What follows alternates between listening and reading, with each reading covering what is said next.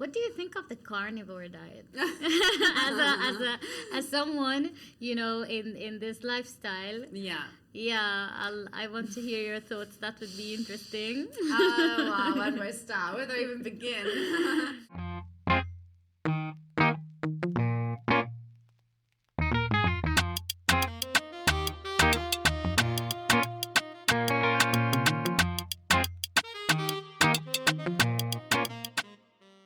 Hello, beautiful people, and welcome to Kandaka Talks. My name is Dua, and today we're going to discuss everything plant-based lifestyle. We have the beautiful Elisa, author of the cookbook Happy Skin Kitchen. Welcome to Kandaka Talks. Thank you so much for having me. Thank you for coming. I'm happy we managed to catch you. Elisa is on her Bali trip, and I'm like, I need to speak to that woman. So yeah, today I really want to ask you any kind of questions. We've always wanted to ask, anyone who's on a plant-based diet or on that lifestyle, but it's not easy to ask all our friends these questions. So today's the day. But before we tap into that, I want to know more about you, your journey. How's Bali treating you, first of all? Bali's treating me very well. I mean, yeah, it's a lovely place to be. I'm not going to lie. Yeah, it's beautiful. Yeah. And you're planning to stay a bit longer? Well, I'm here for 3 weeks, so I'm gonna have to go back to London after the 3 weeks. But maybe I'll come back in the new year. Who knows? Yeah, going with the flow. Yeah, always. Yeah. Perfect. So tell me a little bit about your journey. How was your journey before adapting or adopting this lifestyle? Yeah. So, well, I definitely never planned to go fully plant-based. I was brought up in Italy, so I ate all kind of food. I was a very much like meat and dairy kind of girl. I always been a real foodie. I love food. So yeah, the idea of giving up Parma ham or mozzarella was just unthinkable for me. It was only when I started to suffer from hormonal acne in my early 20s. I was 23 and I was in London at the time. I moved to London. That's when I kind of, started to think about making some changes to my diet. So I kind of took the official medical route. So I went to see the dermatologist. I went also to see gynecologist because I basically started to break out after I came off the contraceptive pill, which I was on and off for like 10 years. And now I know that my hormones were just completely out of whack. But at the time, I just didn't have the knowledge. It was also a long time ago. It was, it was almost 15 years ago. So also at the time, those kind of conversations, they just were not common as they are now. Yeah. So yeah, I tried antibiotics, which were prescribed by dermatologists, and nothing really worked for me until I started making some changes to my diet and lifestyle. So I started incorporating more whole plant-based food. I started to look at my lifestyle as well, like making sure I was sleeping enough. I was moving my body. It was a very holistic kind of look I had to take at my life. So yeah, that's really when it all started because of my skin. Oh, wow. So like your motivation to do this big shift wasn't animal rights or something ethics. It was mainly your skin was struggling. Yeah. I mean, I'm gonna be honest. The ethics were definitely not in my mind. I'm gonna be completely honest. It was purely for, well, I guess a vain reason, call it like that. But I do think it was definitely a health reason because I do believe that when your skin is breaking out or when you have some kind of skin condition, whether it's eczema or rosacea, there is always something going on inside your body. It's just like, a signal that your body's giving you, say, hey, something is not quite right. Look at me. Try, Yeah, that's very Don't true. ignore it. Very, very true. Okay, well, appreciate your honesty, first of all. Yeah, so you made your big shift when you were speaking about Italy and Italian food, first of all, like, Yeah. wow, you're so brave. You guys have amazing food. Yeah. You know, the mozzarella and everything. And when you moved to London, you decided to like slowly, you know, try Yeah. to add more plants to your diet. So it wasn't like a complete shift. No, it wasn't. It was. I didn't go cold turkey. It was definitely a very gradual transition. Probably took me like a couple of years to fully transition to a plant-based diet. I think, first of all, it's very hard to transition from a meat and dairy diet to a complete plant-based diet. Of course. Yeah, I don't think it would work. It would have worked for me. I think I would have really struggled with it. So yeah, at the beginning, I kind of started to eliminate things like dairy, which, you know, there are research that shows that can make acne worse. Red meat is something that I never really digested really well, so it kind of felt almost intuitive to get rid of it. And then also things that they are technically vegan, like refined sugar, can be a big trigger for, you know, people that suffer with acne. All kind of really heavily processed food. We all know now they're not great for us, no matter whether you have skin issues or not. And then eventually I kind of also removed eggs and fish. That was the last two things that I kind of, you know, got rid of in my diet. But it was more also about the quality of my food. So for me, it wasn't just about, well, it's vegan, then I'll eat it. Because just because it's vegan doesn't mean it's healthy, let's be honest. You know, now you can get vegan ice cream, vegan cookies, vegan everything. Yeah. Which is great, because I think it's great to have the option, but it doesn't mean it's good for you. So for me, it was more about kind of focusing on lots of fruit and vegetables, go back to basics, whole, unrefined, plant food, cooking from scratch, something which I really didn't do when I was in my early 20s, because I was young. I didn't really care. I know I was living in London, living my best life, going out. Right. So it wasn't like, you know, at the forefront of my mind. So cooking from scratch was a big thing for me, because I do believe that the healthiest food you eat is the one you make yourself, because you can decide how much oil, what type of oil, what salt, how much salt, all of that. You know, you can all control it. When you go to a restaurant, you have no control over that. And yeah, just really focusing on adding in loads of goodness into my diet. I think that's an approach that is more feasible for most people, instead of focusing on what you're taking out, just focusing on what you're adding in. Yeah, focus on the goodness. Don't focus on, oh my God, I have to go vegan tomorrow. You don't have to. Your approach, Unless you want to. Yeah. That's a very, very like you were easy with yourself. Your approach was, you didn't do a drastic change overnight. It took you 2 whole years. Yeah. To actually do the move, and it's completely understandable, you know. You changed your habits. You no longer feel that you need this stuff. You never miss meat. Right now, no, I don't. I really don't miss the meat. I don't have any cravings for meat whatsoever. I really lost the taste for it. At the beginning, probably yes. Yeah, I'm sure there were times where I really missed it, or maybe also I wasn't strict with myself. So if I was out in a restaurant, there was meat on the menu and I really wanted, I would have had it. Now I just don't really want it anymore. I just don't have the crave for it. It kind of like freaks me out a little bit as well. Like, yeah, I literally have no interest in it at all. Okay. Yeah. It just, I guess it becomes a habit. You know, I don't miss it, so I have no reason to eat it. So interesting, you know, transforming from a person who loves this kind of food to it kind of freaks you out, you know. Yeah. It's so interesting how our brain functions and sees, you know, our image, or like how we think of food can easily change, you know. Yeah, definitely. I think it's also, I do believe our body is a bit of a creature of habit. So I do believe that the more you eat in a way, the more your body will crave that way. The same thing with junk food. The more you eat junk food, the more you crave it. So it does become a habit. Sounds very simple, but I really think it is. And also I really love the way I feel right now, like the way my body works, the way my energy levels are, my digestion. I genuinely feel really good. So I don't really have any craving for anything different. Let's Wow. put it that way. Yeah. And as you, okay, I'll tell you some misconceptions, Yeah. about becoming completely plant-based. I always get hear this question: do you get enough vitamins? um, do you get enough protein?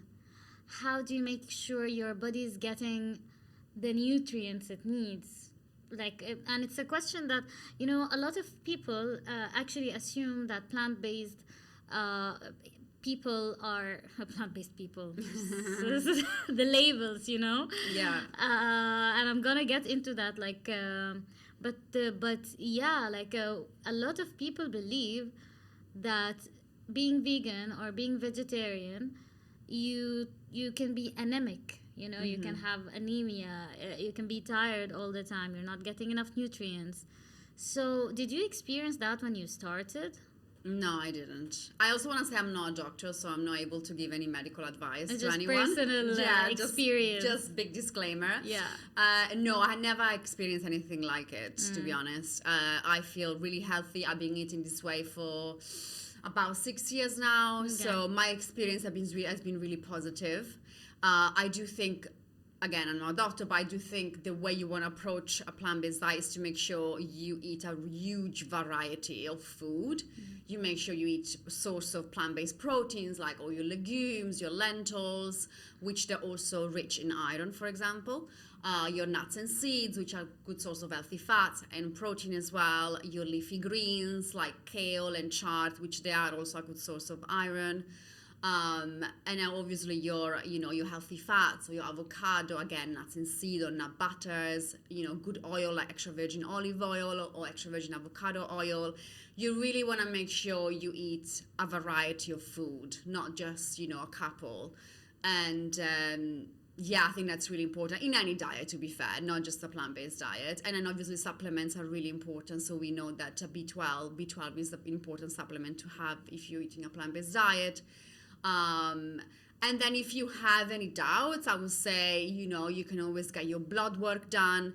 And that's a very easy way to see if you have any deficiency and where to work and what to adjust. Be aware of what's happening inside. Yeah, I think getting your blood work done is probably the easiest way to spot if you have any deficiency, because you see it's very, you see it's straightforward. We're all different, so my experience might be very positive. Someone else's experience might be completely different. So True. yeah, we're very 100%. individual. Yeah. Yeah, interesting. And so you told me that when you were in Italy, you were never cooking really, and you started, cooking to experiment how to heal yourself. Yeah. And what motivated you to start sharing your recipes with the world for all these years? And a cookbook, ending with a cookbook. Tell me about the process. Well, I do think that skin issues are very common, especially in women, when it comes to hormonal acne or hormonal imbalances, which can lead to hormonal acne. They're very common issues. They're actually becoming more common, which is kind of sad and scary. And I feel like it's not, at the time, we wasn't talked about enough. And I always felt there was this kind of huge disconnect between our health, the way we eat. At the time, the concept of, eating a certain way to help you to heal your skin was really not a thing. People, I've been told so many times by dermatologists, what you eat has nothing to do with your skin. Which maybe for some people is the case. For me, definitely wasn't. I do think diet and lifestyle can play a huge role in everything, but also your skin. So that's why I was I think there is really kind of almost like a gap there for, talk about how eating in a certain way can really help you to heal your skin or to make it better, because, skin issues can be so complex. And it doesn't come down just to diet. It comes down to lifestyle. It comes down to stress, emotional stress as well. But diet can really help. I firmly believe that. Worked with you, so yeah. And also I think in terms of getting older and aging, I do think the way you eat will massively impact the way your skin will look when you're like in your 40s and 50s. Like, it does make a huge impact. We need the vitamins, the antioxidant, the polyphenols to help our skin to thrive, you know. Very true. Very true. And what do you think of? Let me ask you this like question. Yeah. What do you think of the carnivore diet? As someone, you know, in this lifestyle. Yeah. Yeah, I want to hear your thoughts. That would be interesting. Oh, wow, where do I start? Where do I even begin? I don't know. To me, it sounds like a fad diet, like the paleo diet that came about, the keto diet. To me, it just sounds like another fad diet, which is, you know, popular at the moment, and then something else is going to come along and be popular. I think is highly unsustainable. And I think every single doctor will tell you it's completely based on nothing. There is no real common sense behind it. And yeah, overall, it's just highly unsustainable. Like, Why do you don't think believe it's unsustainable? because I don't believe that anybody can eat it for more than a couple of months. I just genuinely don't believe you can actually enjoy it. It's challenging. Yeah, for more than a couple of months. It's challenging, yeah. But the surprise is currently, oh, well, of course, I don't know if it's a trend or if it will continue. We'll find out. But a lot of people are on carnivore diet. Mm-hmm. There's a lot of claims that it really helps with autoimmune diseases and so on. I don't know, you know, medically why. I didn't study that. Yeah. But yeah, it's interesting how, you know, it's like complete different worlds. Yeah. You know, and both of them are claiming certain things, but yeah, I really wanted to know like what your thoughts are on that. I mean, honestly, I do think that anybody that's unwell will try anything and everything to be well again. And I fully respect that. You know, when you don't have your health, you have nothing. So I truly respect people just trying anything to just get better. And if that works for you for now, kudos to you. I completely understand the logic of trying it to feel better. Yeah. But whether it's sustainable for all your life, that's another question. Yeah, understandable completely. But yeah, like the labels, are you a carnivore? Are you vegan? Are you vegetarian? Are you omnivore? A lot of labels these days. Mm-hmm. And I certainly believe it's just a way to, you know, divide us, you know. It's like divide us as a society, you know. Yeah. And it makes us become judgmental. So how do you feel about people who eat meats? I have no issues with, like, first of all, I don't like labels, so I don't like the vegan label. I know Yes. some people are gonna hate me for this, but I prefer the word plant-based, and that's how I describe myself. Because, as you said, labels can feel very judgmental. It can feel like you're in a certain box, and God forbid you get out of that box. And if you do, then, you know, yeah, bad on you. So I don't like labels. I prefer the term plant-based. I think it's just more comprehensive. Yeah, I mean, everybody should eat whatever they want to eat. Like, I'm not here to judge anyone or to tell anyone what to eat and what not to eat. I always just trying to encourage people to just eat more fruit and veg, more whole food, more, you know, wholesome recipes. That's all I'm trying to do. If you want to have my recipe with a side of chicken or fish or whatever, it's your choice.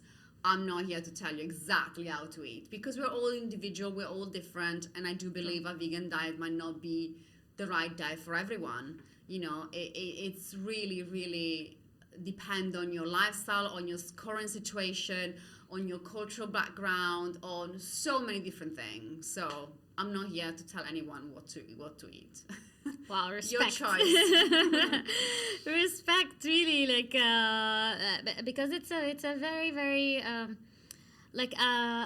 it's annoying, you know, feeling the labels. You know, I sit with a dear friend, and she stopped eating meat completely, but I always feel like I'm looked at a certain way when I get my steak on the table.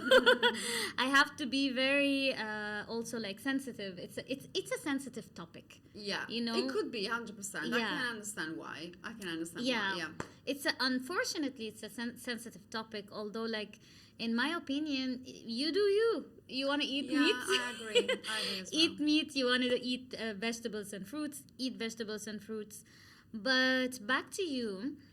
Do you ever find it difficult, going out, eating out with friends? Do you find plant-based food in restaurants nowadays, or I mean, in Yeah, Bali? I mean, Bali is vegan heaven. Yeah, there is a plant-based option everywhere in Bali. I'm also living in London, which is a fairly vegan-friendly city. Like, I feel like these days there's a plant-based option in pretty much all restaurants, all menus. Whether back, 10 years ago, it definitely was not the case. So we have made huge progresses Yeah. in terms of availability of plant-based option, which is great. So there is just option for everyone. Amazing. Yeah. Amazing. And in this like super, high-paced, fast life, especially with you traveling, I know you travel a lot. I do, yeah. Yeah. How do you maintain eating goodness, as you said? How do you Yeah. maintain cooking? How do you? Oh, well, when you're traveling, it's a balancing act, to be honest. It's not always easy. So you always need to give yourself the grace also to, don't eat as healthy as you would normally when you travel because you just do your best. But yeah, usually, Bali is a great place to eat healthy, even if Yeah. you eat out, because there's so many smoothies and smoothie bowls and salads and juices. So it's super easy to eat Fruits healthy. heaven.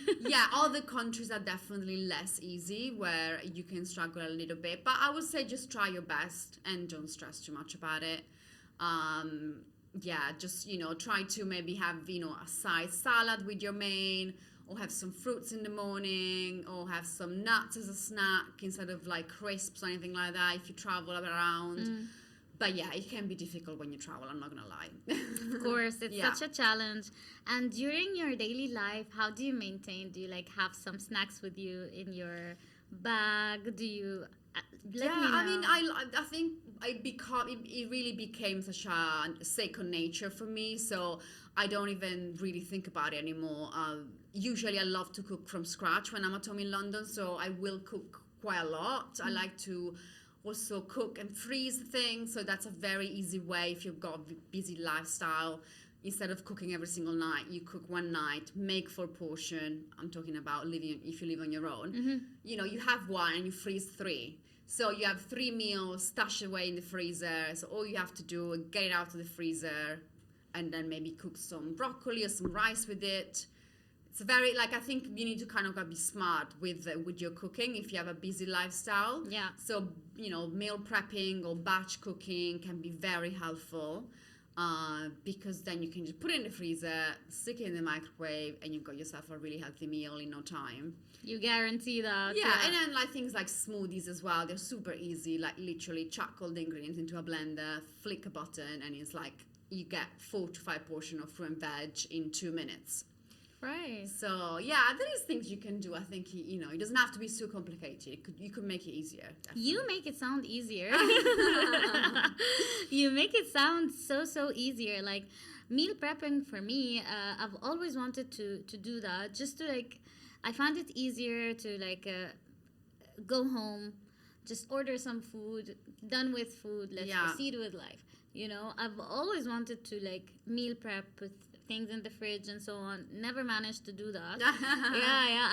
I really want a guide. Do you help people? Yeah, I do actually have a meal plan on my website. Okay. It's a 4 weeks meal plan.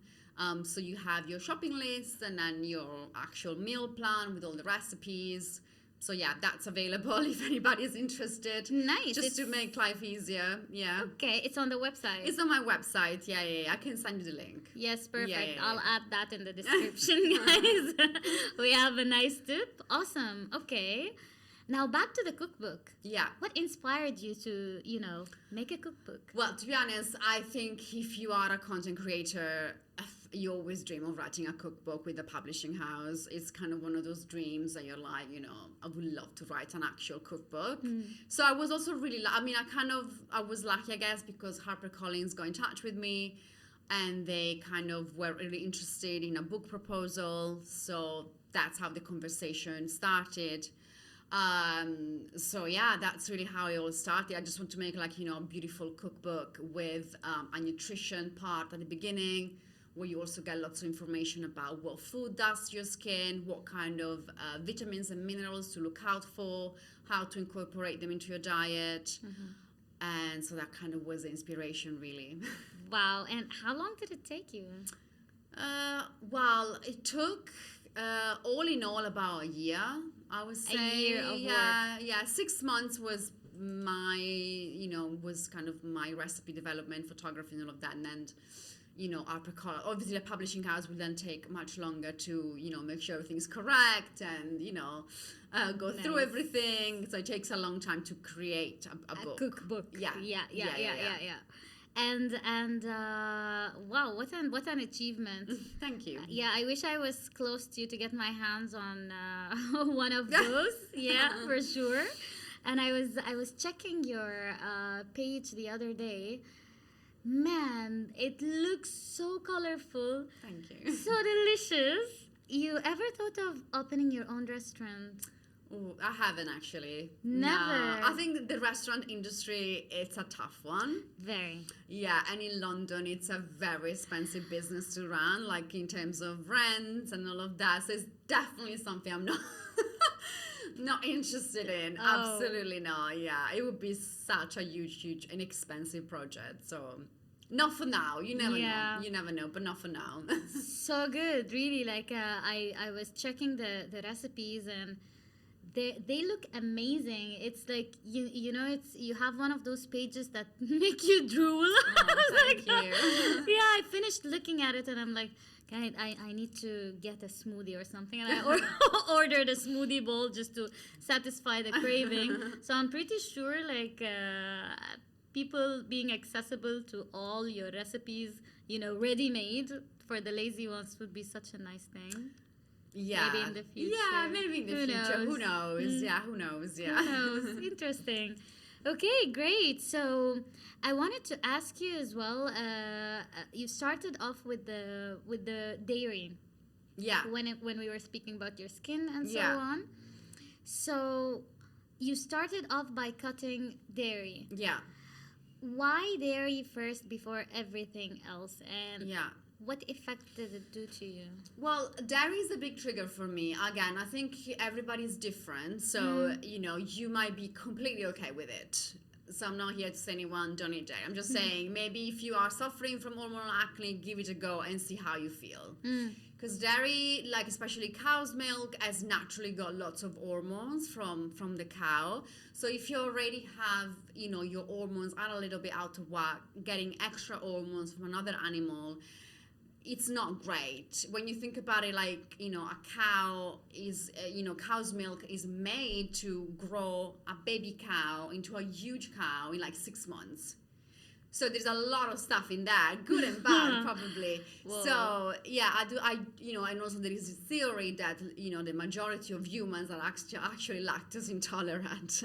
Yeah. So I don't know whether a dairy is ideal for human consumption or not. I do think some people digest it better than others. I do think with all the kind of dairy-free alternatives that there is now is becoming easier. Yeah. I'm not saying vegan cheeses are the same as normal cheeses because that's not true. We're not quite there yet. But, for me, dairy was just such a big trigger. I saw a huge improvement once I cut out dairy. I was also eating a lot of it. So I would have a coffee every single day with cow's milk. I would eat yogurt with my oats every single morning. I would have cheese on my, there was a lot of it. Yeah. So I think that's why when I cut it out, I saw a big improvement in my skin. So something to think about if you are experiencing, skin issues. It could be a trigger. It could be inflammatory for you. Yeah. 100%. That's such an eye opener for me. Like the fact that a cow milk is supposed to make this little cow grow into a big cow in 6 months. Yeah. And we take that every day, like you know, Yeah. unbelievable. Damn. Okay, that's something to really think about. I'd love to research more into this. Absolutely, yeah. You think maybe like goat milk would be better, or like any Yeah, I mean, other- it's supposed to be easy to digest. Some people are okay. They they feel better having goat cheese or goat milk compared to cow's milk. Again, it's very personal. And I think what can be very helpful if you're experiencing any kind of like skin issues is to have a food diary. That's what I did. So do it for like a month at least, to literally write down what you're eating every day, how you feel, what's your skin like, and all of that. And for women, I think it's really important to also write down what phase of your cycle you're in, because obviously you will feel different depending on the phase of your cycle. If you're still a woman that has a cycle, you know, when we are closer to our period, we do tend to experience more breakouts, which is, you know, it's normal. So that could be a factor as well. But yeah, having a food diary, I think it's just a bit, just to kind of like get curious and kind of become your own little investigator about your body and what works and what doesn't. Because what works for me might not work for you. It's a cliche, but it's so true. It is very true. It's very true. Like speaking about plant-based diet and you know that whole lifestyle, as you said, what works for you does not work for other people. For me, I would love to. I love eating plants. I love eating vegetables and fruits. But unfortunately, due to it's still undiagnosed, I have this digestive issue, and I noticed I was trying to like have a food diary. I didn't really have that term, but I used to document what I'm eating, and I noticed, unfortunately, if I have a salad, I don't like it. I get bloated big time, and it's salads. Yeah, no, I completely understand. As I said, like it's very individual, and I think, you know, if you do experiencing issues of any kind, also working with a professional can be very helpful. A nutritional therapist or a nutritionist, I feel like it's becoming more common these days. Back in my days, I didn't even know what nutritional therapy was, which I'm so glad that now is becoming more the norm, because you want to have someone to look at you in a holistic way and kind of help you to find out what's the ideal diet for you, tailored to you. So that's another thing that I think could be very helpful if you have the meaning to do so. 100%. Because, well, the funny thing is, like, it's just an observation. It feels that back in the days we were not really familiar with a nutritional therapist or all you know the experts in that field. I feel people didn't get in like stomach issues as much as what we're going through these days. Almost bloating is a normal thing now. Like it's really general. It's a lot of people are struggling from that. IBS is very normalized, you know, like it's a lot of people are going through gut problems. I don't understand whether we all stressed out these days. Could be a big one. Yeah, stress is a big one. Yeah, I don't even understand whether it's stress, whether they're like you know chemicals that are, you know, in the agriculture industry and so on. I don't understand what's going on, but all I have to say is that there were no nutritional therapists back in the days, and you rarely heard of someone struggling with digestive issues. Well, it's good that we have more tools now, at least. At least, you know, to help us battle whatever the fuck is going on. So yeah, at least we have that, which is great. But yeah, back to you. Now, how did you manage to substitute your lifestyle that was full of dairy and, you know, your coffee in the morning with cow milk, your cheese, how did you substitute it? Did you substitute it, or did you accept, you know, the fact that it's withdrawn from your diet? as I said before, I think I definitely focus on adding in. I wasn't really focusing on, like, for example, don't get me wrong, I still love a coffee. I just have almond milk with it or oat milk, whatever. But other things, like, I personally didn't go, well, I'm having a burger, so I'm going to have now a vegan burger. I was really focusing on kind of eating a healthier diet overall, whether it was vegan or not. So it was definitely learning a new way of cooking. It was different. So I start cooking more with things like legumes, which they are highly underrated in my opinion, like beans and lentils and chickpeas. These are all extremely nutrient dense food that they're also very affordable. Yeah, very. They're very affordable, and you can find different variation of them all over the world. True. And actually, people have been eating them for like thousands of years. Back in the days, we kind of maybe forgot a little bit about them.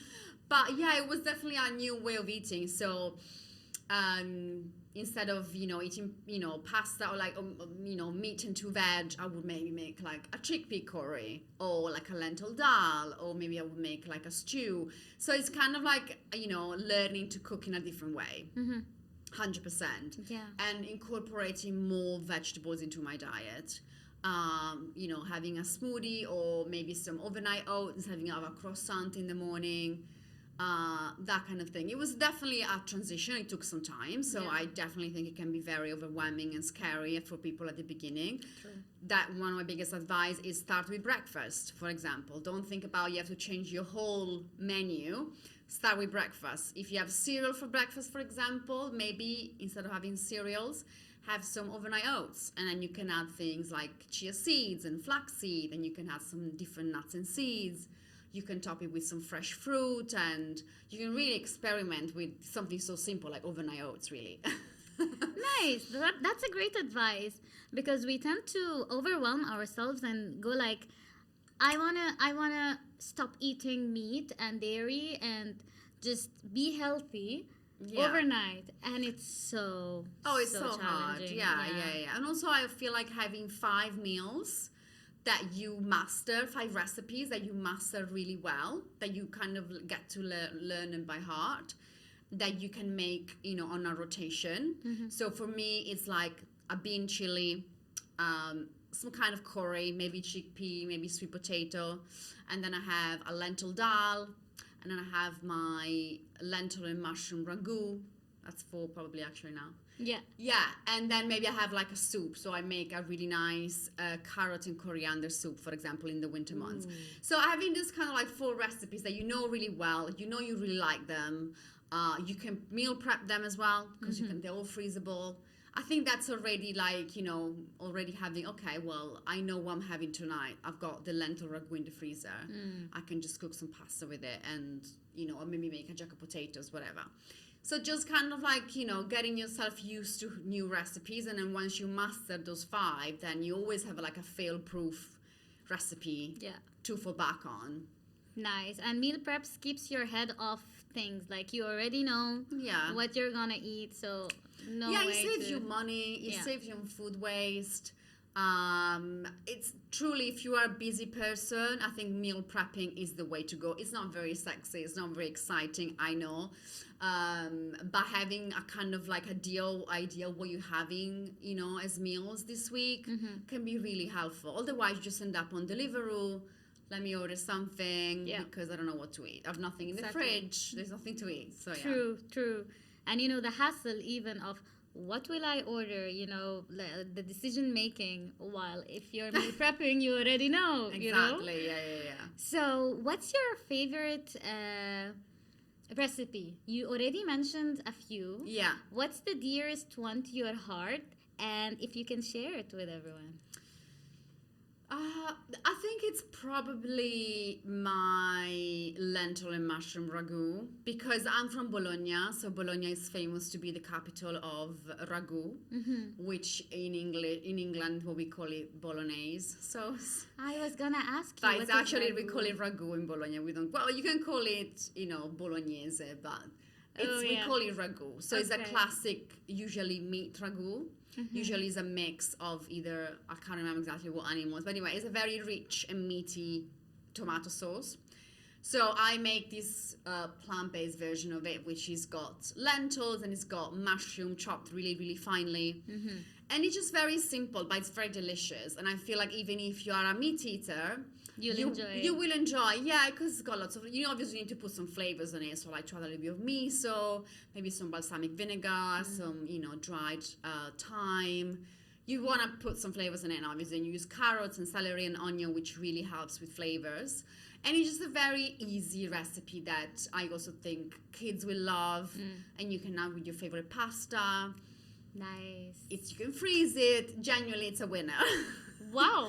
Okay. It's a winner. You can't beat it. Yeah. Oof, like that I want to try because cutting the mushroom so small, it kind of substitutes the minced Yeah, meat with the and- lentils as well, and you get Yeah. you get the protein and the iron from the lentils as well. So it's also quite a nutritionally dense recipe as well. Yeah. Nice. That's so cool. Okay, great. Legumes for me is I love legumes. Yeah.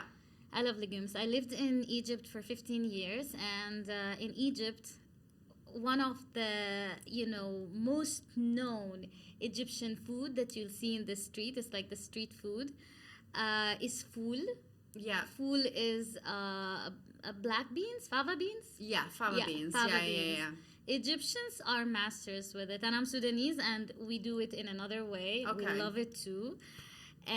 Our life revolves like our breakfast is Yeah. food. We eat it every single day Yeah. in Amazing. Egypt. Yeah. That we make jokes about how much we eat food. Amazing, If you ever yeah. go there, you're gonna try I'm gonna it. have to try. Sounds amazing. Oh yeah. Sounds If I was in amazing. Egypt, I'd take you to one of those super local carts with the local people. They make it with.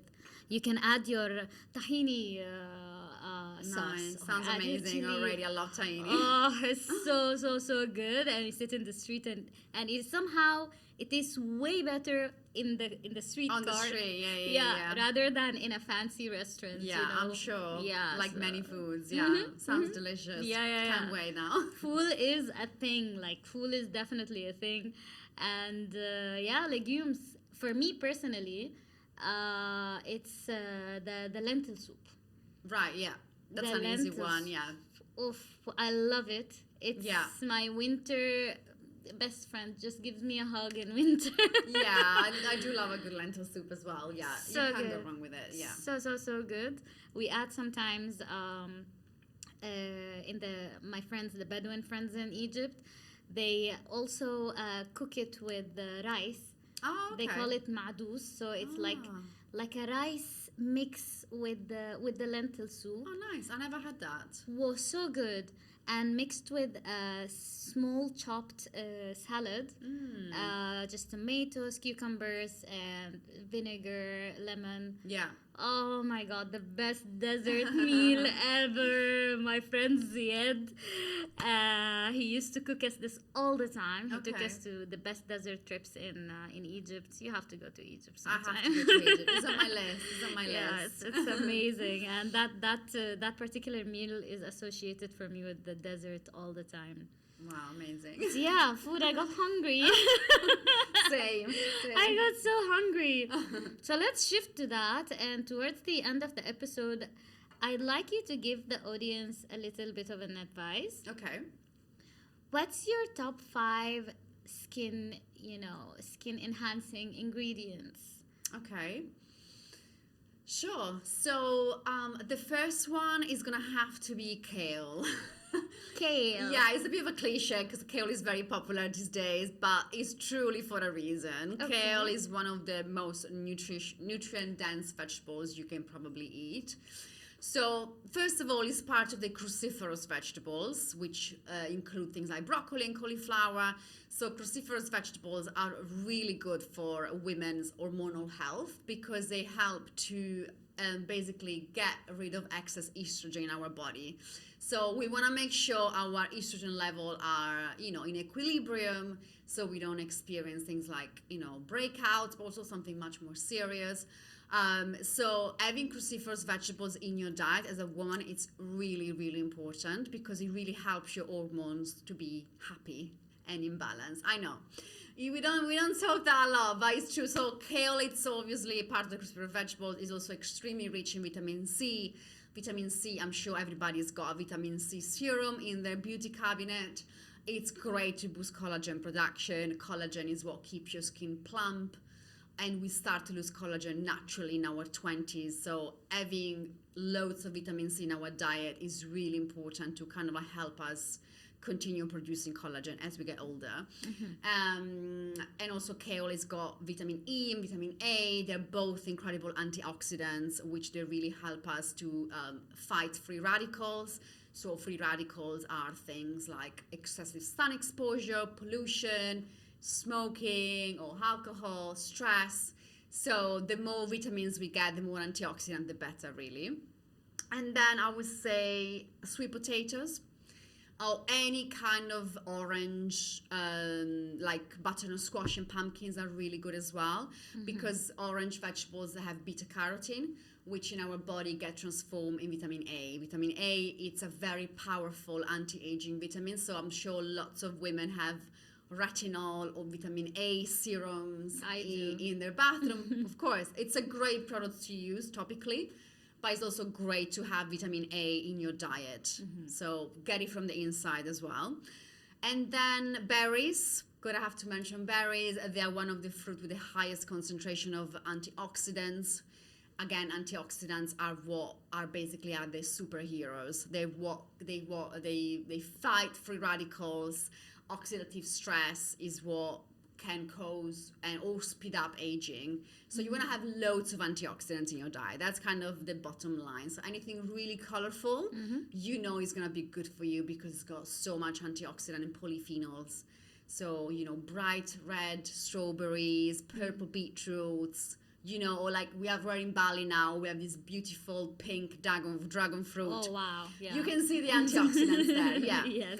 And then I would say walnuts. They're a little bit under the radar. Usually people love to talk about almonds, which are great as well. But walnuts are also a source of omega-3 fatty acids, which are really good to kind of help to keep your skin moisturized and hydrated. They're anti-inflammatory. So walnuts are definitely a little bit cheaper than almonds. Usually in Europe they're cheaper. So that's a good one to have into your diet as well. And then, so we have 5. And then the last one I would probably say, oh gosh, there are so many. I'm just thinking. If It's gonna come. Yeah. There are just so many. I mean, all plant foods really generally are good for you and for your skin. Yeah. These are kind of the one where you get more for your money, generally.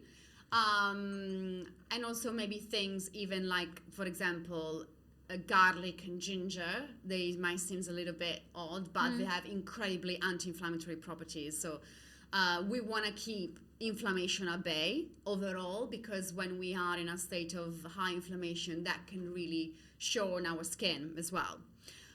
So things like ginger, garlic, turmeric is a great one as well. It really just helps to keep inflammation low. Yeah.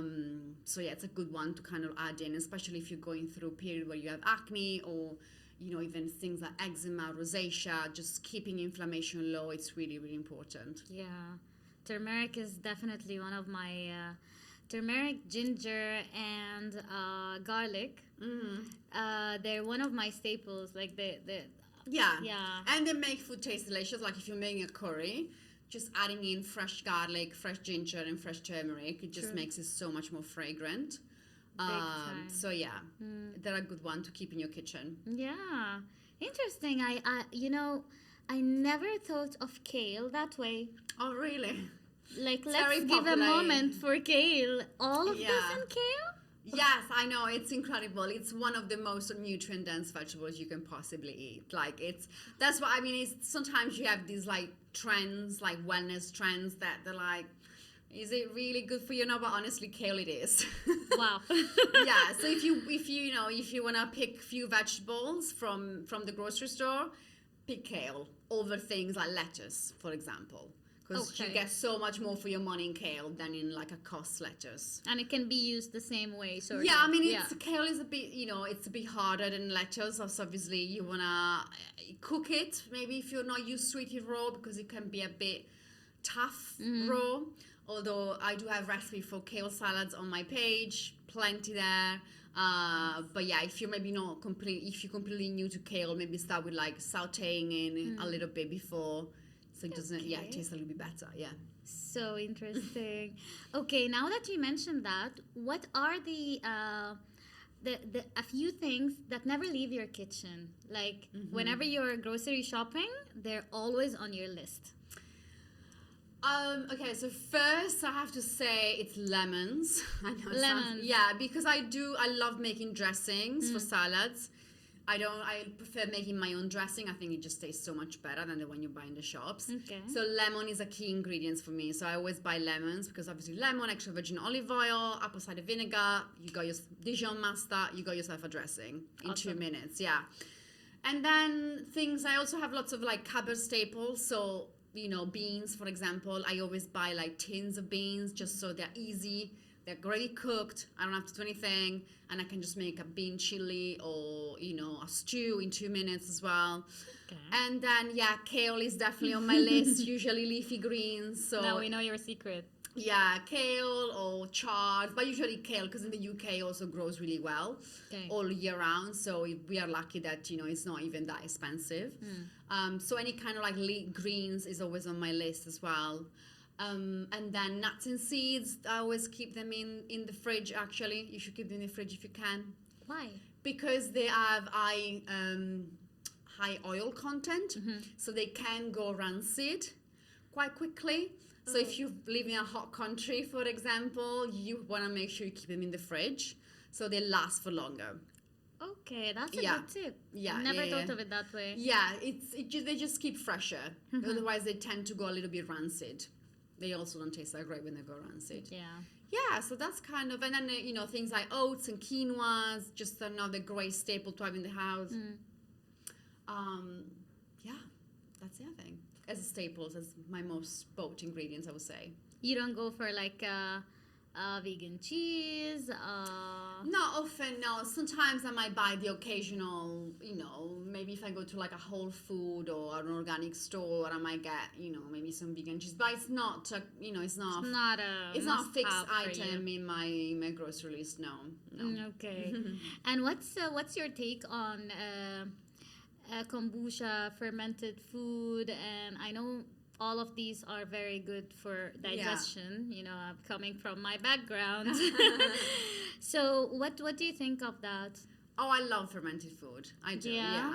My favorite is sauerkraut, so I make my own sauerkraut. You also have some recipes in the cookbook for sauerkraut and kimchi, so if anybody wants to try some.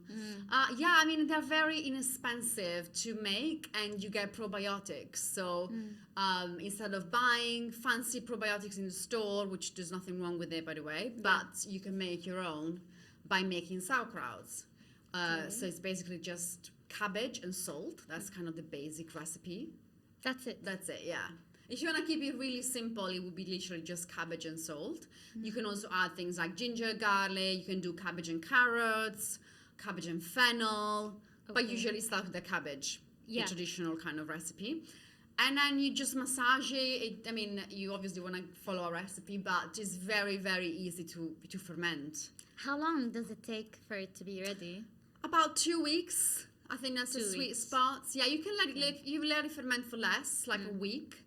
But my sweet spot for fermented food is usually 2 weeks. Yeah. Okay, I'm gonna follow that recipe. I've always wanted to learn it. Yeah, it's very easy, honestly. The fermented food have been around again for thousands of years as a way of preserving food, but they're also a great way of just getting probiotics straight into your diet in a very affordable way. Yeah, to be honest, it's very true. Getting probiotics, especially here in Bali, for some reason, it's not easy. It's not that accessible for some reason, and it's a common struggle with a lot of people who usually take probiotic pills. Yeah. So I've always wanted to explore how I can make my own fermented food. And it for me, I always prefer to take something natural instead of taking a pill, although there is nothing wrong with that. No, there's no probiotics. It's just more expensive, let's say. Whether fermented food, you just need a cabbage and some salt. Yeah. Literally, that's all you need. Huge difference in price, Yeah, really. yeah. Yeah. Awesome. You're gonna have to try it. Yeah. let me I'm know. definitely gonna follow that recipe and let great. you know. And before we end, tell me about your future plans for 2024. What are you up to? What should the Gosh, audience I don't expect know. from you? I don't know. I think I'm currently studying nutrition as well. So Great. yeah, that's kind of a big focus of mine. I want to keep studying nutrition to eventually become a nutritional therapist, although I'm still a long way to go. I'm literally on my first year of study. So definitely I'm going to keep studying. I'm going to keep working on creating easy, delicious recipe for everyone. And then hopefully I'll keep traveling as well. Hopefully, yeah. For sure, for Yeah. sure. Wow, you definitely did break, your like your pattern, from Italy to changing your diet just because of your health to a future aspiring Yeah. nutritional therapist. I You love never that. know where life will take you, honestly. Yeah, You I never know. love that. Wow, thank you so much, Elisa, for taking the time to come today. It's been very useful, lots of good information, and even like the information so valuable, even if someone is not completely plant-based or not going to do that, but just a little tips and tricks to infuse some vegetables and fruits into your life. Definitely. Thank you so much for having me. Thank It's been you. lovely. Thank Thank you. you so much.